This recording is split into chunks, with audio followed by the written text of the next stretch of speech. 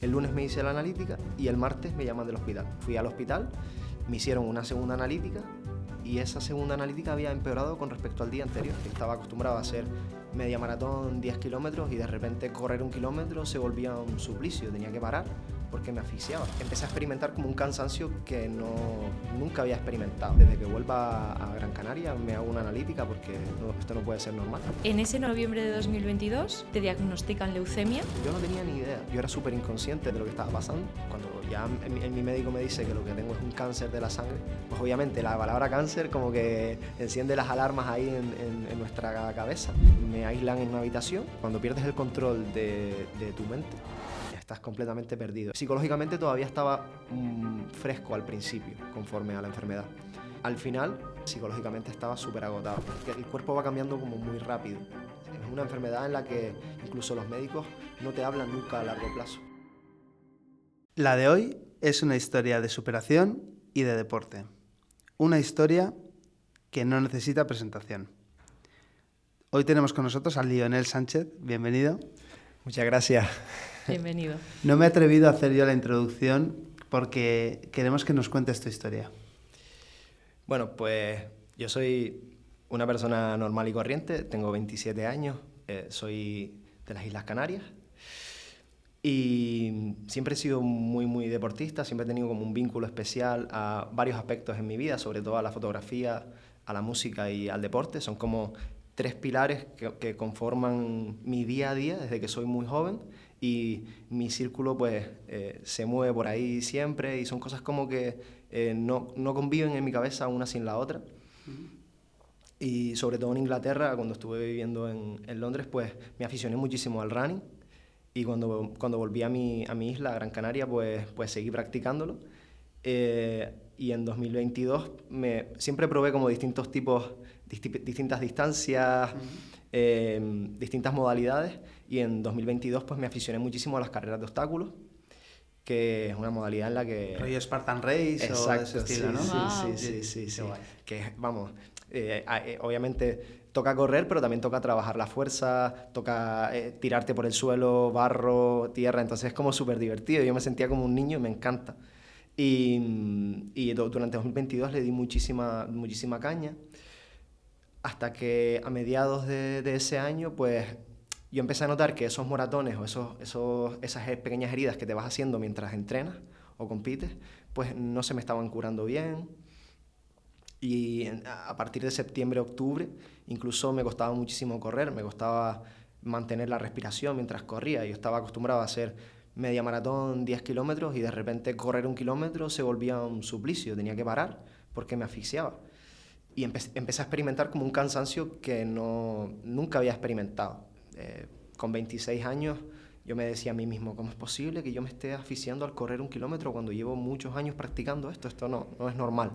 Pero bueno, como también pues estaba trabajando y estudiando, tenía una rutina como muy loca, pues... Lo intentas justificar. Claro, te justificas todo el rato, dices, bueno, esto es el estrés, igual pues tengo que bajar el ritmo y tal. Pues en octubre de 2022 tenía una carrera en El Hierro, una de las islas, y yo estaba súper motivado por esa carrera porque era mi primera carrera a nivel competitivo, pero físicamente ya iba bastante tocado, ya iba con todos estos síntomas. Y cuando llegué a esa carrera y salí con el grupo élite, que se llama, que es el grupo de competición, me di cuenta de que yo no podía seguir el ritmo a ellos, pero es que ni siquiera podía seguir el ritmo a los que venían detrás, en los siguientes cajones. Prácticamente terminé esa carrera caminando y con muchísimas ganas de abandonar, que era algo que nunca se me había pasado por la mente. Yo le pedí ayuda a los voluntarios para que me dieran agua, en fin, terminé en una situación en la que yo realmente ya me volví consciente de que la situación por la que estaba pasando no era algo normal, no era algo justificable al estrés o al día a día. Entonces, cuando terminé esa carrera, justamente fui con una compañera y me acuerdo perfectamente que le dije, desde que vuelva a Gran Canaria me hago una analítica porque esto no puede ser normal. Pues solicité mi analítica y en noviembre de 2022 recuerdo, yo tengo las fechas como muy clavadas en mi mente. Y Normal. allí solo hay una maratón en Gran Canaria, que es la maratón de la isla de Maspalomas. Y fui a ver la maratón un domingo, el lunes tenía mi analítica, fui a ver la maratón porque corrían unos amigos y tal, el lunes me hice la analítica y el martes me llaman del hospital, al siguiente día, de hacerme la analítica. Y me dijeron, Lionel, hemos visto la analítica que te hiciste ayer y esta analítica está muy mal, es una analítica bastante grave, no es seguro que estés haciendo vida normal así, necesitamos que vengas ya al hospital. Wow. Pues sí, o sea, de un Casi día para nada. otro. De un día para otro. Y yo, claro, yo estaba como, pero yo tengo que ir a trabajar y tengo que hacer mis cosas, hombre, en tu día a día metido. O sea, Bueno, lo que sientes en ese momento es, ¿tengo responsabilidades y tengo que hacerlas? ¿O es un vacío tremendo? ¿Cómo te sentiste en ese momento? yo, o sea, es súper curioso porque yo el lunes casi no voy a hacerme la analítica porque tenía que trabajar. Y dije, no, voy a sacar aunque sea una hora para esto. Y me la hice. O sea, yo agradezco a que una parte de mí fue razonable en ese momento y fue a esa analítica porque igual la próxima analítica se hubiera retrasado otro mes, otros 2 meses y quién sabe cómo hubiese estado lo que me pasó después. Más Es que en el tarde. fondo de ti, yo supongo que hay algo que te decía, oye, hay algo que no está bien, Claro. tienes esa responsabilidad contigo mismo y con tu salud. Sí. O sea, había una parte de urgencia ahí importante. Entonces, la carrera del hierro fue en octubre y la analítica fue en noviembre. Entonces, ya yo llevaba ya semanas que seguía encontrándome mal y yo como expectante a llegar a esa analítica. Entonces, dije, mira, lo siento, por muy importante que sea lo otro, pues vamos. Y así fue. Fui al hospital, me hicieron una segunda analítica y esa segunda analítica había empeorado con respecto al día anterior. O sea, la médica se quedó impactada, es imposible que tú estés haciendo vida normal. Y directamente pues me dijeron que esa noche me iba a quedar en el hospital, fue lo único que yo sabía. Me tuvieron que poner pues transfusiones de todo tipo, de sangre, plaquetas, porque estaba yo bajo mínimo. Y a partir de ahí pues me aíslan en una habitación. Yo no tenía ni idea, yo era súper inconsciente de lo que estaba pasando. Nadie te dijo, tienes esto. No, Empiezan a porque tratar directamente lo urgente que es. claro, o sea, básicamente lo que te ponen al principio son transfusiones para que esa anemia, que era un poco... yo lo que pensaba es que podía tener una anemia, que es Claro, como lo una anemia más muy grave normal, o claro, lo que sea. una anemia grave. Bueno, las transfusiones es para paliar esta anemia y cuando esta anemia pues ya esté controlada me voy a casa. Claro, Esa y era mi sigo idea. en mi rueda En del mi rueda, hámster. exacto. Y porque tampoco tenía idea mucho más allá sobre una enfermedad de la sangre, no tenía ningún tipo de conocimiento.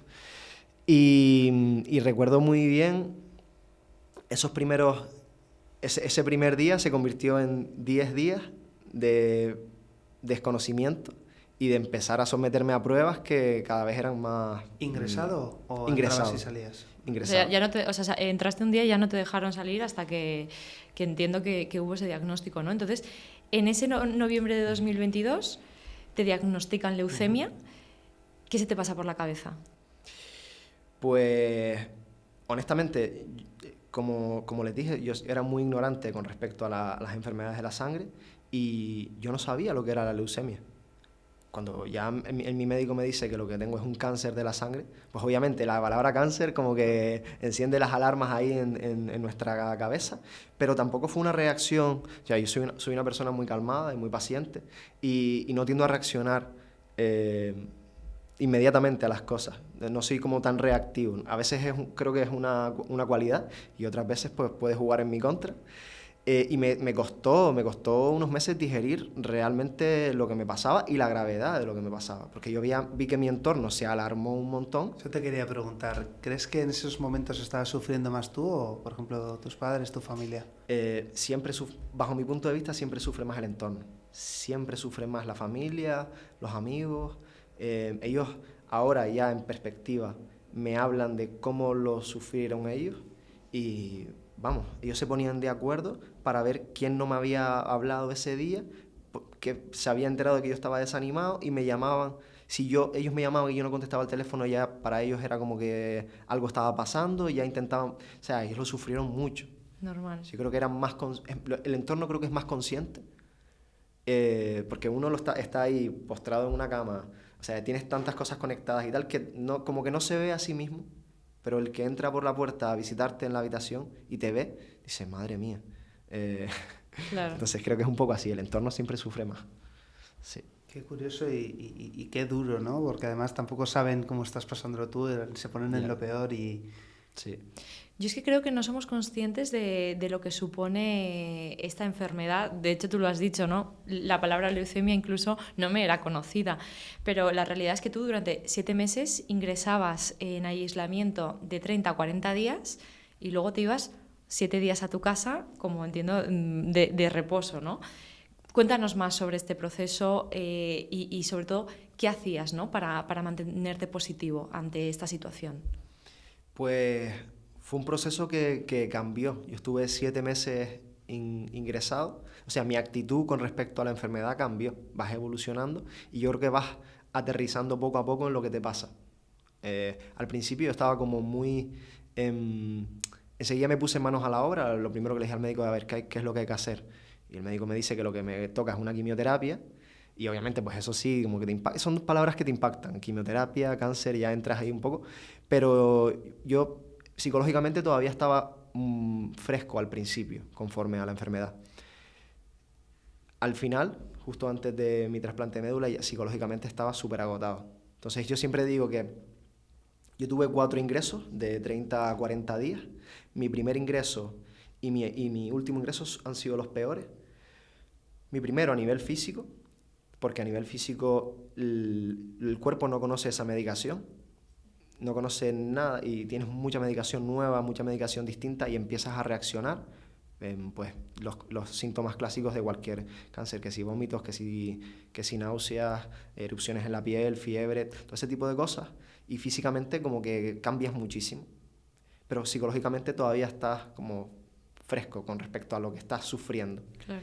Sin embargo, el último ingreso, ya el cuerpo asimila muy bien la medicación, pero psicológicamente estás agotado. ¿Sabes? Yo llevaba 7 meses entrando y saliendo del hospital en aislamiento, sin casi poder tocar a mis seres queridos, recluyéndome de muchísimas cosas que uno tiene en la vida diaria y era como pues cansado de toda esta rutina. O sea, es un proceso que va evolucionando, creo. Total. ¿Y crees que es más duro o qué fue más duro para ti? ¿Ese cansancio físico extremo y ese tolerar mal la medicación, ese dolor físico quizás, o el dolor mental de estar saturado y de cargar con muchas cosas en la cabeza y no tener fuerzas? El dolor psicológico.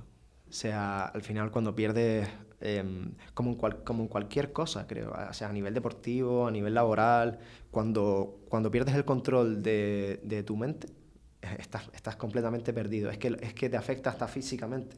Aunque te encuentres bien, aunque tu cuerpo se encuentre bien y estés tolerando la medicación, si tu mente no acompaña, es que estás perdido, estás perdido. Entonces, mi último ingreso fue el más corto, fueron apenas 30 días. Yo venía de Apenas. ingresos de 45 días, de 42 días, y el último a mí se me hizo Ya no podías eterno, más. eterno, porque las horas no pasaban. Y es por eso, es porque la cabeza ya entra en un punto en el que no está ayudando. Pero bueno, siempre digo que de esos 7 meses yo sufrí el último mes. Entonces, como que en balanza, la primera parte del proceso creo que la llevé bastante bien y ya en algún momento tenía que explotar todo y realmente aterrizar en la enfermedad. Nos has contado que eras deportista, que hacías mucho deporte antes de que pasara todo esto. ¿Cómo se lleva el bajar de golpe el ritmo? ¿Qué hace un deportista cuando le pasa esto? ¿Cómo lo llevaste tú esto? Pues era complicado porque ya incluso al margen del deporte me considero muy activo en mi día a día. Siempre me gusta hacer muchas cosas, como a todos nos gusta ser muy productivos Claro. y de repente pues te ves encerrado en una habitación, en aislamiento, en el que solo podía entrar mi madre y mi hermana con un EPI Wow. y no poder tener contacto físico con ellas tampoco. Pues dices, uff. y sin acceso a nada, ningún equipamiento deportivo, ni nada. Pues lo primero que hice fue preguntar a mis médicos si yo podía practicar algo de actividad física y me dijeron que adaptado a la situación que estuviera en cada momento, y me trajeron una bicicleta estática y unas bandas elásticas. Entonces esos fueron mis compañeros O sea, durante todo el proceso. a la habitación del hospital te trajeron una bicicleta estática. Exacto, sí. Me trajeron una bici estática y unas bandas elásticas, la fisioterapeuta que estaba en planta en ese momento, y me marcó una serie de ejercicios que me podían venir muy bien, sobre todo al hecho de que estás muchas horas en cama y pierdes mucha masa muscular, que a veces es casi peor que el propio tratamiento. Y yo, pues, conforme avanzaba en el tratamiento, pues, hacía un poquito más o un poquito menos de ejercicio, pero siempre intentaba incorporarlo en mi día a día, porque indirectamente te ayuda muchísimo.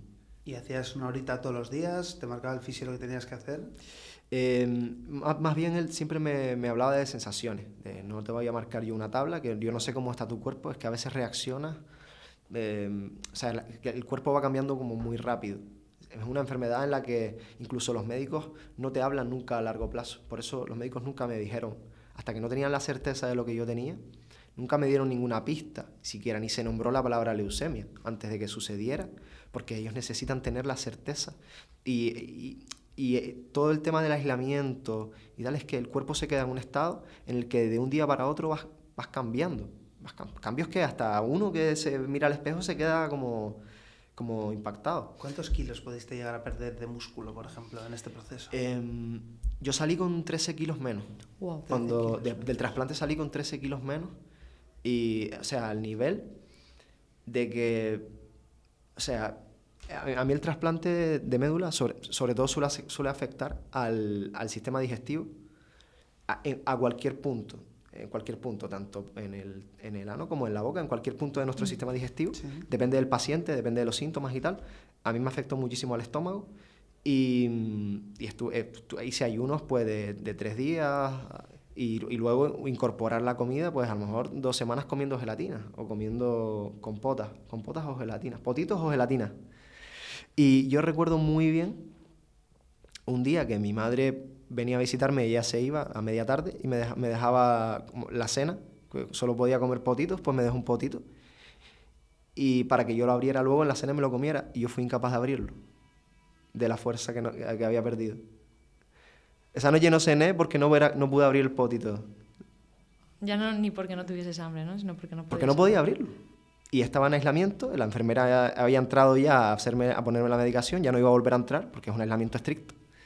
Y digo, ¿quién me abre mi cena hoy? Nadie. No, Sí, cosas de... Es tremendo, porque para entenderlo bien, en esos 7 meses, desde que ingresas en noviembre de 2022 hasta que sales, no solo hay aislamiento, sino que lo que primero te hacen es el trasplante. ¿O cómo funciona? Realmente, sí o sí, te tienes que someter a un proceso de quimioterapia. Vale. Porque al final la médula ósea es la fábrica de la sangre y la enfermedad se genera en la médula ósea y luego se distribuye al corriente sanguíneo. Y dependiendo del tipo de variante que tengas dentro de la enfermedad, porque hay miles de leucemias, tienes un tratamiento u otro, pero la quimio es el básico. Yo tuve 4 tratamientos de quimioterapia y luego llega el trasplante de médula ósea. Y lo que se busca con la quimioterapia es intentar, si se puede, eliminar por completo la leucemia y no llegar a trasplante, y si no, intentar eliminarla del corriente sanguíneo, que fue mi caso.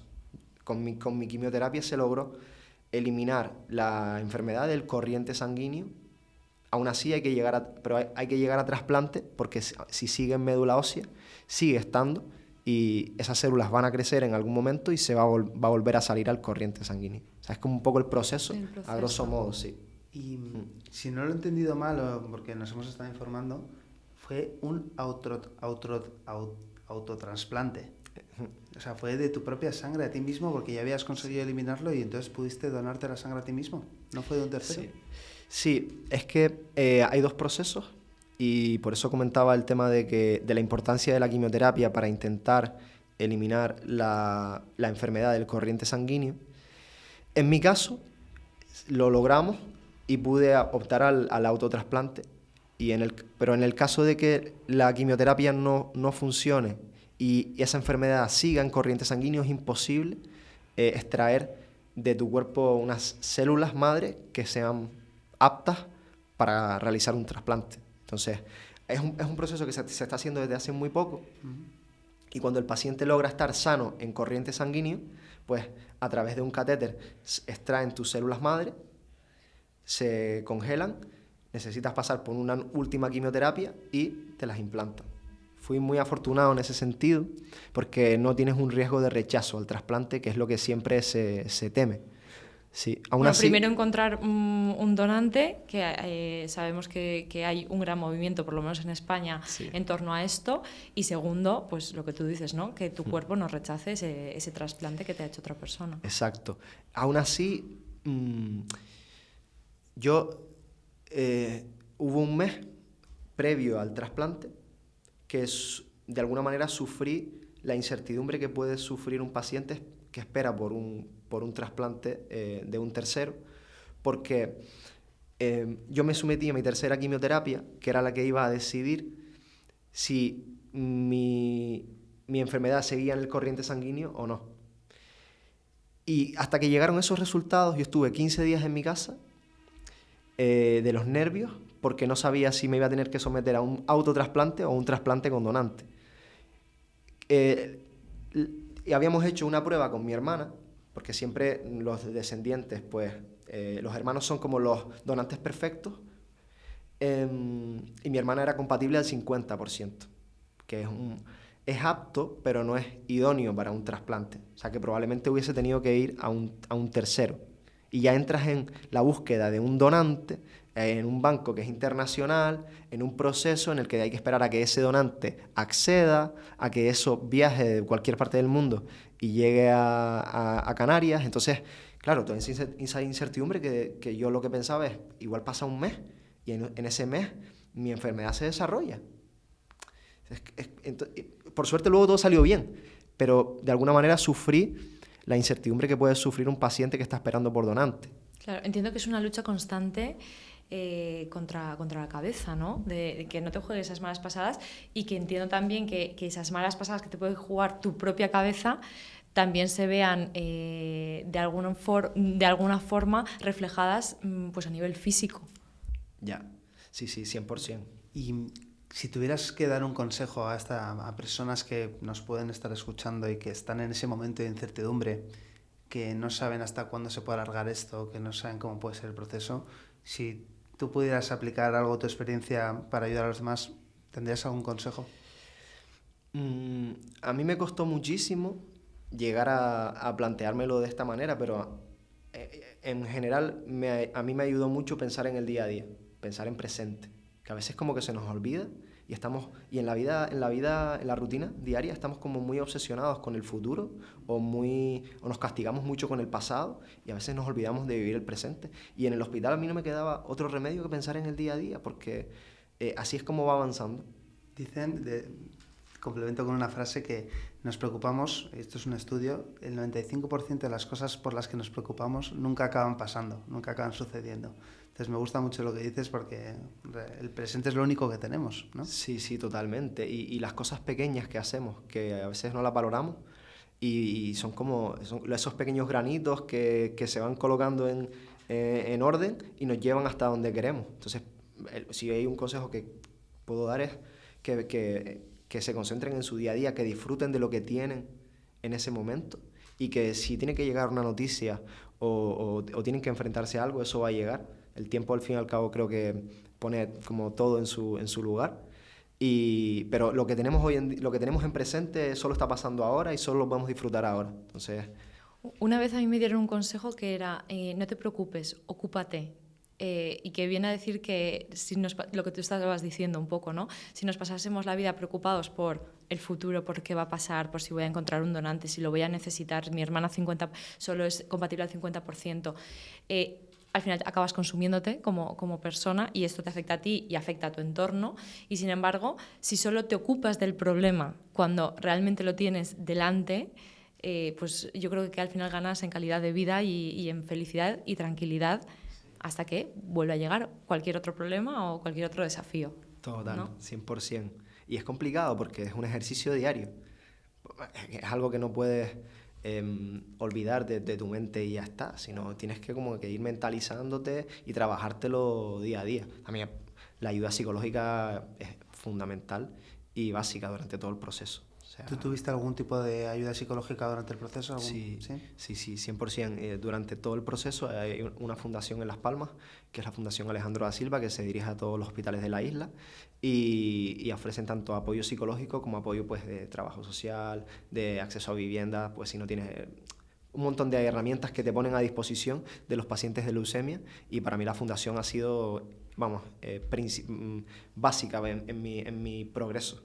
Qué bueno que esa existe. labor. Totalmente. Esa labor. Sí. Y qué bueno que la des a conocer también, que bueno, Sí. que la gente valore que existen este tipo de asociaciones, organizaciones que te ayudan en esos momentos. Sí, a mí me sorprendió muchísimo porque lo que pensaba en todo momento es, yo he tenido que llegar a la habitación de este hospital, a este pasillo, para darme cuenta de que esta organización existe. Y es algo como que está a veces no escondido, pero sí que no está tan visible a la sociedad. Y por eso también yo siempre los pongo muy en valor a ellos y hemos hecho proyectos juntos, colaboro con ellos en charlas que puedo dar, ayudo en todo lo que pueda ayudar, porque creo que es necesario que se le dé voz a estas fundaciones y a la causa en sí. Me encanta. Tienes toda la razón. Finalmente, en junio del año 2023 recibes este autotrasplante y todo empieza a mejorar, ¿no? Digamos, es un punto de inflexión para bien, pero es que en cuestión de meses, 4 meses después, ya estabas corriendo una maratón.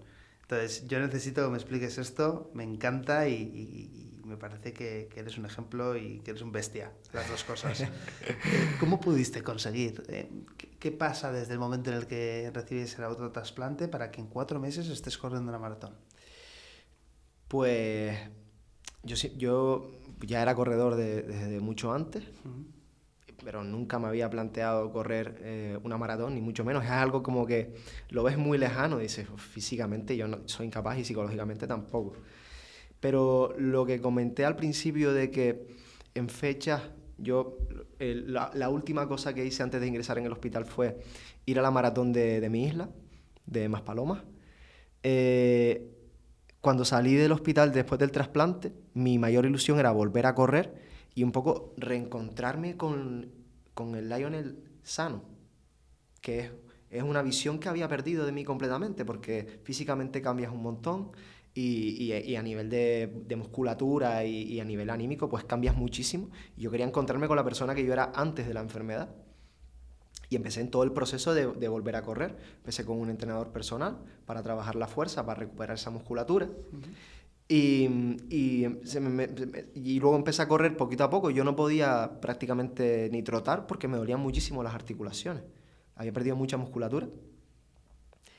Y en ese proceso veo que las fechas coinciden entre la maratón que me vio entrar en el hospital Tal cual, es que me lo y estaba la del apuntando año para 2023. decírtelo. Digo, yo necesito correr esa maratón, como sea.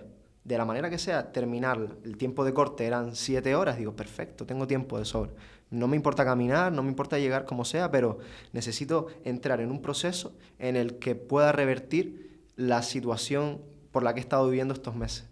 Y así fue una auténtica locura, incluso una locura en la que no tuve apoyo. O sea, al fin, mi círculo me veía en un estado en el que... Tenía miedo incluso, claro, ¿no? Claro. cuando yo les digo que acabo de salir hace un mes de un trasplante de médula ósea y quiero correr una maratón, 4 meses más tarde, dicen, pero vamos a ver, no tienes pelo todavía, no estás ni siquiera corriendo, estás trotando, eres incapaz de correr 2-3 kilómetros, ¿cómo vas? O sea, todo mi círculo me decía que no. ¿Tú no tenías miedo también? Entonces, ¿qué sentías? ¿No sentías, aunque sea un poco en el fondo, que igual estabas precipitándote? Sí, siempre hay una parte de ti que dice, yo no sé si voy a ser capaz de asumir esto. Incluso es como que te da como miedo decirlo demasiado para que no se revierta la situación. Pero si una cosa me enseñó mi psicóloga es que hay que manifestar las cosas. sea, eso de que quieres hacer algo y no lo digo, no funciona, bajo mi punto de vista. Hay que manifestarlo y decirlo y empezar a materializarlo. Y si no llego a ese día, pues me da igual. Mi mayor ilusión era que durante ese proceso yo me encontrara con la persona que era antes. Si yo no llegaba a la fecha de la maratón, no me importaba. Y además, habiendo estado 7 meses ingresado en un hospital, en aislamiento, y habiendo pasado por lo que pasé, también aprendí que al fin y al cabo el sufrimiento es temporal. Si hoy tengo 39 de fiebre, probablemente mañana esté mejor. Y pasado mucho mejor. Y así entras como en la temporalidad de las cosas. Y una maratón, pues, que van a ser 4 o 5 horas de sufrimiento. Pues son 4 o 5 horas. Me encanta porque muchas veces estos objetivos que nos proponemos nos aportan más por lo que nos aportan durante el proceso y por lo que nos acercan a ser lo que queremos ser, que por cruzar la meta del 42,25, ¿no? Exacto. Que, no sé, en ese sentido, si tu objetivo era lo más importante, terminar la maratón o encontrarte contigo mismo. Mi objetivo principal era recuperar la salud que perdí en su momento y disfrutar del proceso, reencontrarme conmigo mismo. Pero lo que hablo de que a veces vas perdiendo también, o sea, es algo que tienes que trabajar a diario. Y a mí me encantó porque mis amigos, bueno, mi familia y mis amigos estuvieron muy cerca de mí durante todo el proceso y fueron muy importantes. O sea, creo que el entorno que tienes es vital para la recuperación. Y mis amigos incluso se sumaron a la maratón conmigo. Wow. Si tú te apuntas, nosotros nos apuntamos. Y empezaron a entrenar conmigo.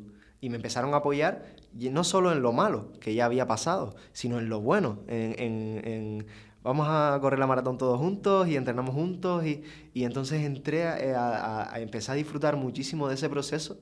Pero recuerdo mucho, ya a un mes escaso de la maratón, durante un entreno, que yo pues estaba sufriendo bastante de los tendones, estaba muy sobrecargado y estaba muy preocupado por la maratón, que le dije a mi amigo Alex, es que, tío, que yo creo que no voy a llegar a la maratón, estoy súper preocupado, yo creo que tengo que parar por los tendones. Me dijo, tío, da igual, hoy vamos a correr, vamos a entrenar, nos lo vamos a pasar bien y llevamos 3 meses corriendo, pasándolo bien, entrenando juntos, superándonos a nosotros mismos. Y dije, es verdad, o sea, ¿qué más da lo que pase o no pase ese día? Al final, el proceso es lo que cuenta y los pequeños granitos que vamos poniendo durante la preparación para que eso se dé o no se dé. Pero lo que hemos hecho durante el proceso no nos lo quita nadie. Porque, ¿cómo fue para ti que ya eras deportista antes de la enfermedad? Mirarte al espejo con esos 13 kilos menos, supongo que te quedaste sin pelo con la quimio. O sea, ese momento fue muy impactante para ti. O sea, ¿qué supuso ese cambio físico? Más allá de que te doliesen las rodillas, de que no, evidentemente no eras el mismo. Claro. Yo mantuve la enfermedad durante todos esos 7 meses, mantuve la enfermedad muy en lo privado, muy en el anonimato. O sea, yo no me atrevía a compartir nada al respecto ni a exponerme demasiado. También son 7 meses en los que yo me los paso prácticamente viendo a mi madre y a mi hermana y a un par de amigos. Entonces, de repente verme a veces me invitaban a alguna cena en la que había 20 personas y yo no quería estar. Claro. Porque pierdes como esa habilidad social después de tanto tiempo estando recluido. Y te da incluso como sientes miedo a exponerte. O sea, es como un proceso en el que tienes que reacostumbrarte a, si los médicos te están diciendo que puedes salir y puedes hacer ciertas cosas, tienes que animarte a hacerlas. Pero sí es verdad que creo que a mí el cambio físico nunca me afectó tanto porque al final yo no me veía tan mal físicamente, pero sí psicológicamente es complicado pasar por todo ese proceso de aislamiento y luego de repente empezar a exponerte demasiado rápido. Claro, volver a la normalidad. Claro. Eso es lo que cuesta. Has dicho algo antes que me ha gustado mucho, que es que en 2022 la maratón de Maspalomas en tu ciudad debe entrar al hospital y en 2023 debe cruzar la meta. ¿Qué sientes cuando llegas a la meta de la maratón de Maspalomas? Pues vamos, o sea, para mí es un sentimiento indescriptible a día de hoy todavía, porque fueron tantas emociones, la carrera en sí fue increíble, o sea, tenía muchísima gente animándome durante todo el recorrido. Psicológicamente no sufrí durante 42 kilómetros, fueron 4 horas 37 minutos. Creo que está muy bien de tiempo, ¿eh? Para... Yo no tenía ningún planteamiento y aún así salí bastante contento del resultado, teniendo en cuenta que es una maratón que se corre en 30 grados desde las 8 de la mañana. Hidratación constante, o sea, necesitas... ¿Y no sufriste en los 42 kilómetros psicológicamente? Psicológicamente no, porque tuve tanto apoyo durante todo el recorrido. Maravilla. Y la carga emocional era tan potente que tenía como bastante refuerzo en ese sentido. Y la llegada a meta, cuando yo voy llegando y escucho al speaker, pues gritando mi nombre, que me estaba esperando, a médicos del hospital, a enfermeros, la gente de la fundación, mi familia, mis amigos, o sea, como 40 o 50 personas que saltan a meta a recibirme, de repente, o sea, yo estallo a llorar y es que no sabía ni para dónde mirar de lo que me encontré. Y sobre todo encontrarme con que todas esas personas que son importantes para mí y que han sufrido, han llorado de pena o de preocupación por mí durante todo el proceso de la enfermedad, están ahí y están llorando de felicidad, es como, creo que tuve la capacidad de revertir esa situación mala en algo positivo y darle la vuelta a un año que empezó como con bastantes baches y terminar pues de la mejor manera posible, que es yo estando sano y disfrutando con mi entorno y regalándoles la garantía o la certeza de que todo está bien, de alguna manera. Qué maravilla. A mí me has emocionado. O sea, estoy ahora mismo flipando porque me imagino cómo fue llegar a la meta rodeado de todos tus amigos, tu familia y de todo ese apoyo. Lo que tú dices, llorando de felicidad y es como para no emocionarse, ¿no? ¿Cómo ha cambiado tu perspectiva de la vida después de la leucemia? Pues yo creo que me he vuelto mucho más humano. Creo que cuando eres una persona joven y tienes aspiraciones o eres inquieto, pues entras en una dinámica de hámster esta que hablamos, de que estás como persiguiendo cosas que quieres conseguir en la vida y te olvidas como de los básicos, de dedicarle tiempo a la familia, de pasar tiempo con uno mismo también, descuidas cosas de tu entorno que son súper importantes y las amistades. Y yo cuando me vi en el hospital, viendo que mi hermana y mi madre renunciaban a todo lo que tenían que hacer para estar ahí conmigo y mis amigos también, digo, estas personas necesitan, no es una deuda que tengo con ellos, pero sí, de alguna manera regalarles ese tiempo que ellos me están regalando ahora. Entonces me hace como mucho más consciente del valor de mi entorno y de la importancia de las cosas sencillas en la vida. Y eso es sobre todo lo que más me llevo de la enfermedad, que creo que me ha aportado muchas más cosas de las que me ha quitado, en mi caso. Siempre se habla de que el cáncer siempre gana, porque siempre te deja alguna secuela, siempre tienes alguna recaída. Yo por suerte por ahora no puedo hablar de cosas, no puedo hablar de recaídas ni de cosas negativas porque todo está saliendo bien a nivel médico, pero yo sigo diciendo que el cáncer a mí me ha dado más de lo que me ha quitado. O sea, si tuvieras que decidir si vuelves a pasar por todo esto para convertirte en la persona que eres o no, ¿qué decidirías? Obviamente. Sí, ¿eh? Sí. Yo volvería a pasar por el proceso, sobre todo porque ahora mismo valoro muchísimo más la vida, valoro mucho más el presente y creo que soy muchísimo más consciente de la importancia de que estamos vivos, de que podemos estar aquí, de que podemos hacer cosas y yo me siento mucho más capaz que antes. Aunque igual antes estaba más sano y parece que cuando estás mejor pues tienes más herramientas, pero yo ahora como que hay ciertos miedos que a veces tenemos en nuestra mente que yo siento que los he perdido con la enfermedad. Porque pasas por algo tan radical que dices, ¿a qué le voy a tener miedo? ¿A cambiar de trabajo? ¿A mudarme a otro país? Cosas que son Totalmente. que son lecciones. Sí. Has recibido el regalo de la vida, que es un regalo que Exacto. casi nadie recibe y que por eso muchas veces no lo valoramos. Ya. Si a mí me dijeran, te doy 500 millones de euros, pero mañana no te despiertas, ¿quién quiere eso? ¿No? La vida es un regalo que cada día tenemos que valorar y tú has visto ese regalo, ¿no? Y es bonito que lo transmitas porque muchas veces lo damos por supuesto. Exacto. Y también se nos olvida muchas veces que la salud siempre tiene que ser lo primero, porque vivimos tan a mil cosas que se nos olvida. 100%, sí. Y ahora llega 2024, todo este huracán entre finales de 2022 y 2023 en todos los aspectos empieza a calmarse y tú te has propuesto varios objetivos muy ambiciosos de los que queremos hablar hoy, ¿no? El primero, un documental que está a punto de ver la luz y que va a plasmar pues, un poco todo lo que has vivido. ¿Nos puedes hacer un spoiler? Bueno, aquí ha habido varios spoilers ya básicamente, sí, básicamente pues el documental resume mi historia de una leucemia y una maratón en un año, básicamente, a grosso modo. Y ya esperamos que mitad de 2024 pues podamos tener ya algo para poder enseñar. Creo que va a ser un proceso un poquito más lento de lo habitual porque queremos recabar bastante información y tal.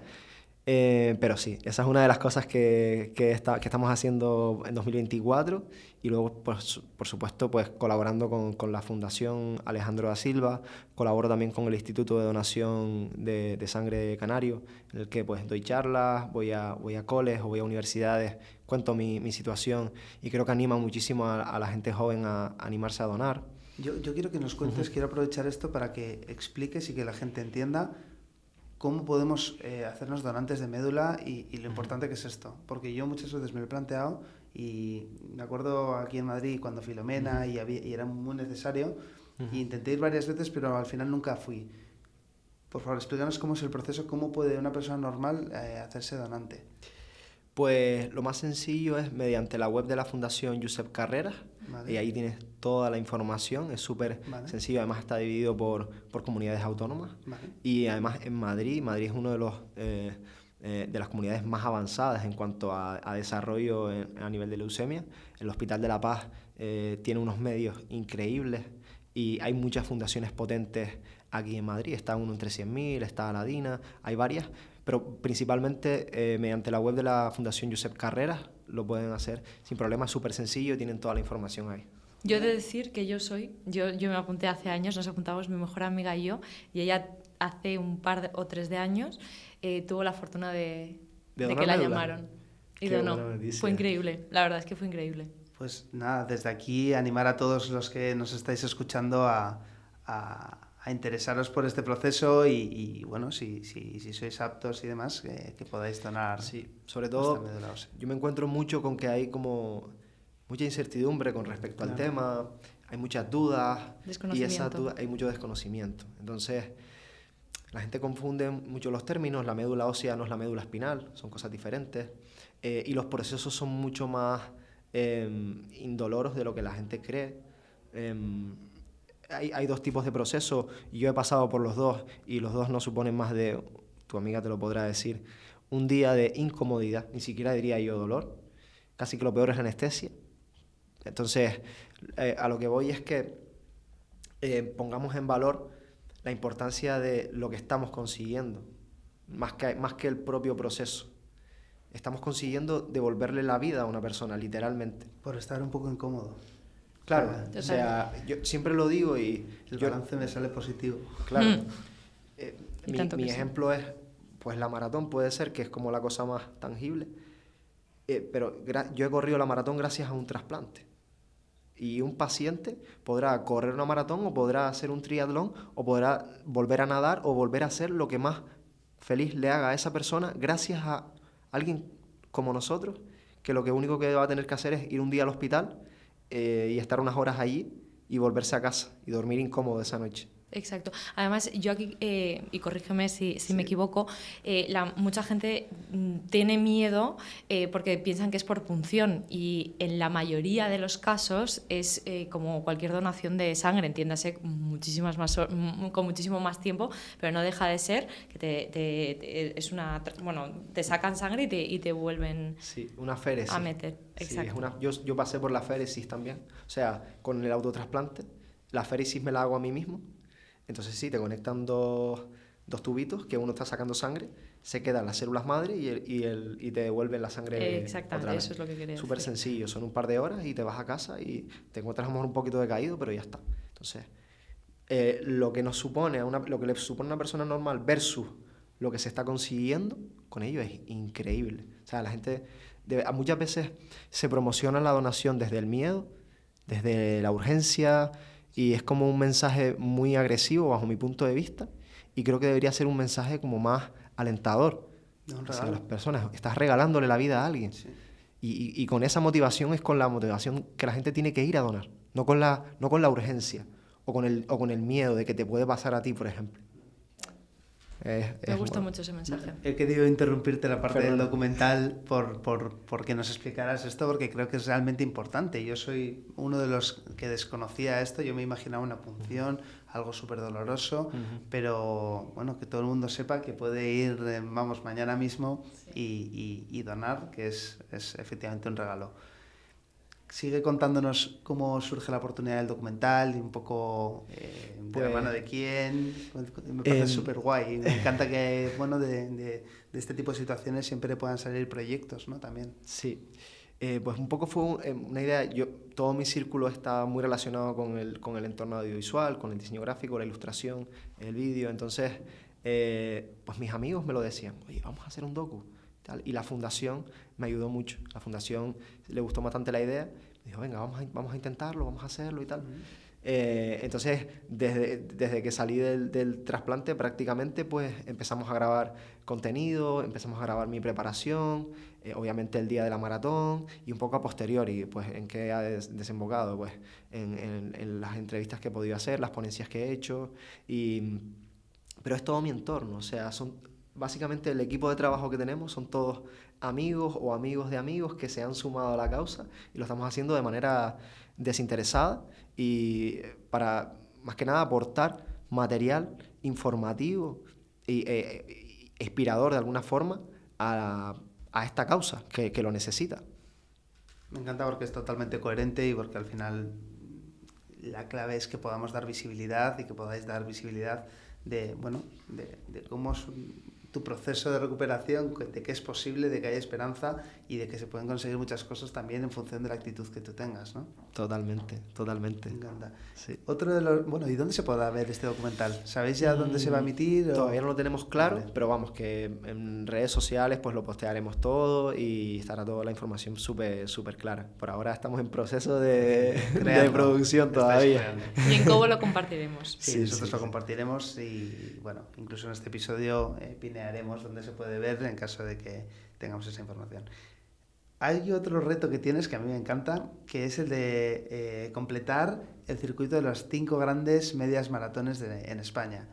Para la gente que no esté muy familiarizada con esto, cuéntanos un poco en qué consiste ese reto, cuáles son y qué tiempos, cuándo es cada una. Pues claro, viniendo de la maratón, yo decía, 2024 algo habrá que hacer, ¿no?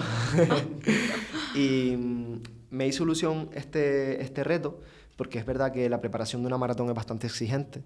Entonces sí me di como un pause a esa distancia, y una media maratón es como más asumible en el tiempo y en la vida normal. No tengo que privarme de tantas cosas para entrenar.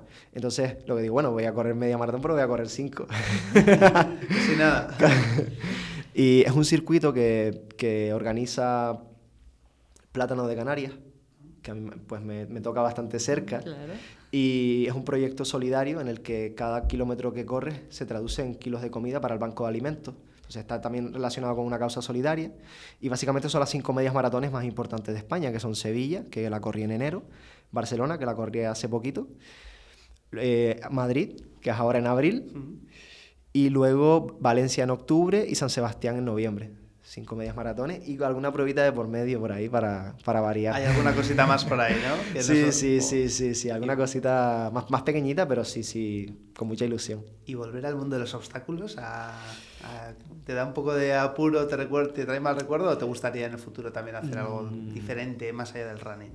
Pues lo he pensado bastante, pero todavía tengo como el reparo a hacerme heridas, a rasparme. Al fin y al cabo, ya no solo en las carreras, sino en los propios entrenos ya te caes y no es que tenga el miedo, o sea, yo creo que físicamente ya lo puedo afrontar, pero tampoco he tenido como la necesidad de volver y estoy como muy contento en el proceso que me encuentro ahora. He descubierto la importancia del entrenamiento de fuerza, que siempre lo había aplicado en entrenos funcionales o en obstáculos, pero ahora estamos trabajando como mucho más focalizado en gimnasio y a mí me ha venido muy bien a nivel muscular. Entonces, con las pruebas que tengo este año, creo que prefiero enfocarme en un trabajo de fuerza dirigido y prevenir lesión para las carreras que tengo y luego ya incorporar a lo mejor los Eso es un obstáculos. punto súper importante que, por ejemplo, has puesto cabeza y has dicho, oye, no tengo por qué hacer maratones, puedo hacer medias maratones, puedo hacer todo tipo de carrera,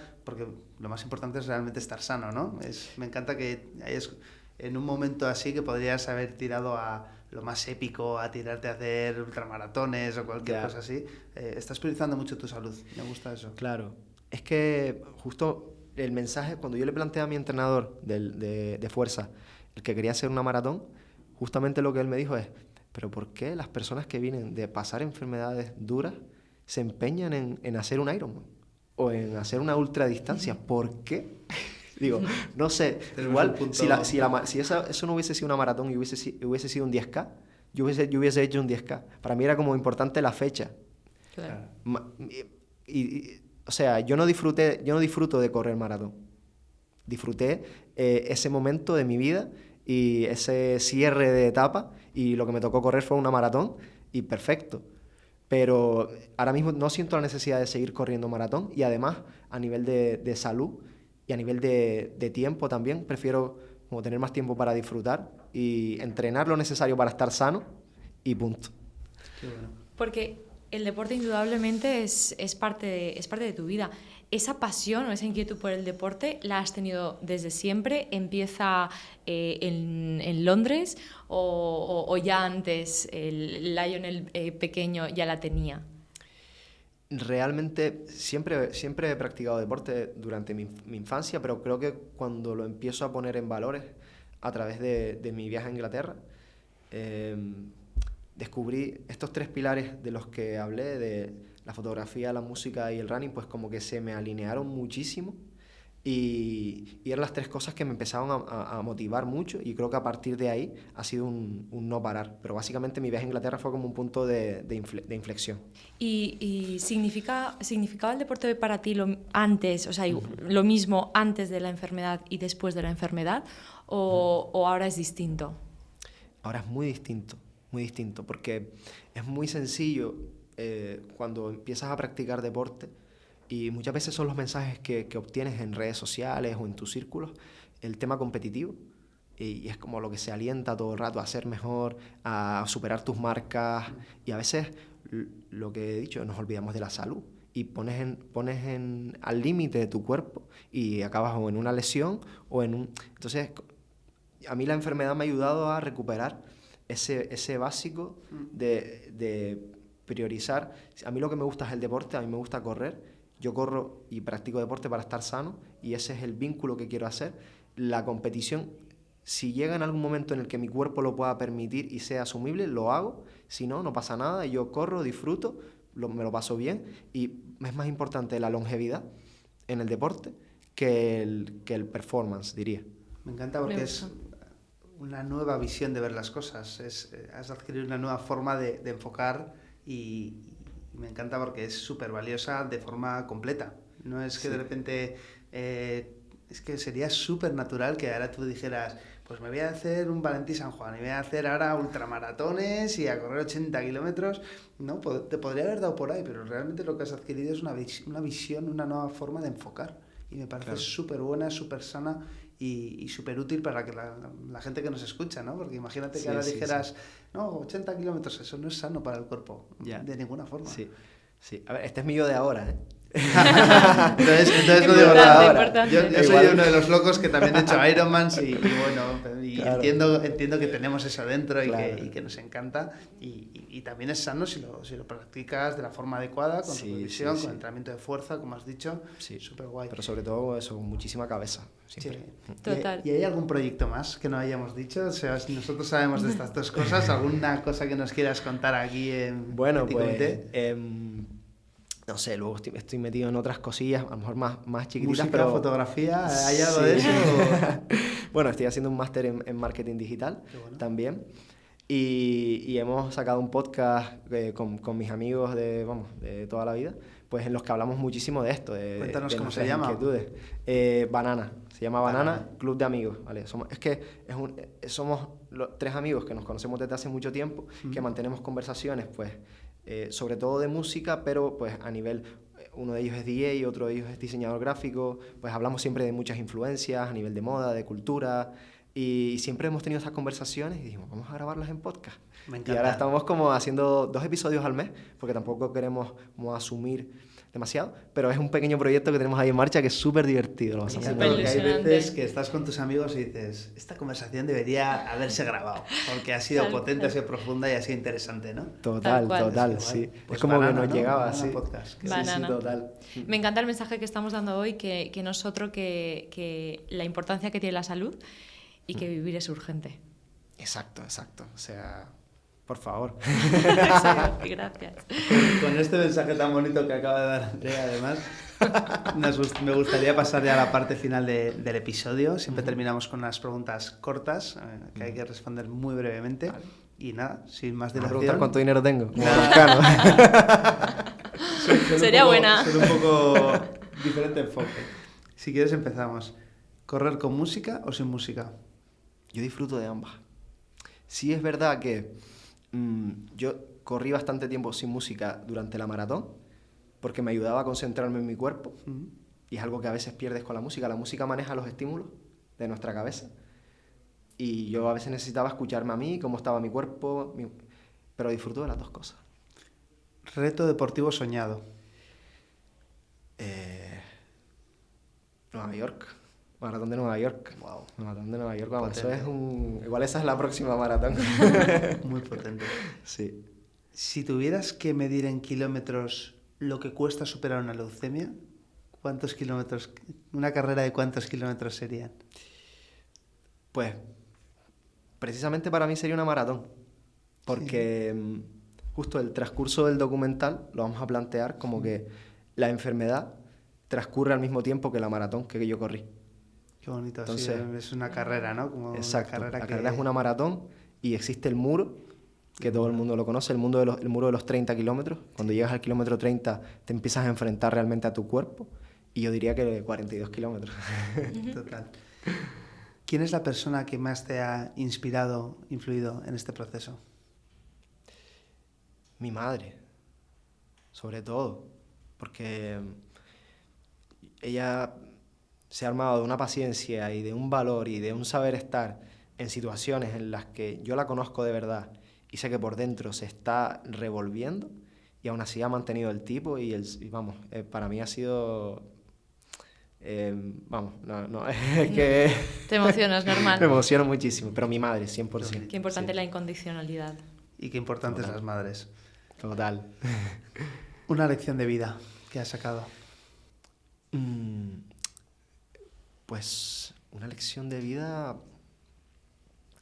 sobre todo el aprender a ser uno mismo en todo momento, el no tener miedo de mostrarnos como somos, de tener los pies sobre la tierra y enfrentarnos a lo que venga, siendo nosotros mismos, que a veces suena como tan redundante y tan...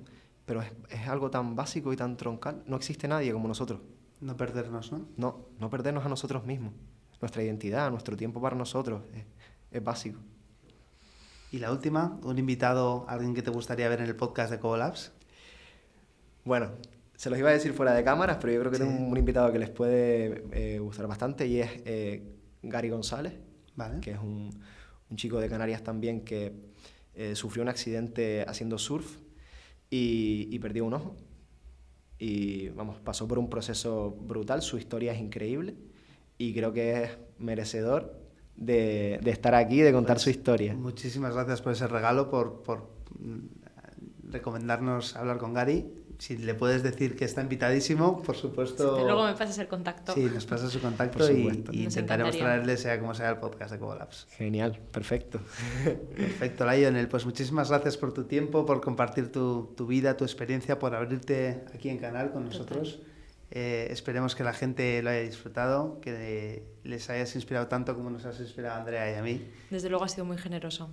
Y nada, que esperemos que os haya gustado. Un abrazo a todos. Mil Y gracias. Muchísimas gracias por invitarme.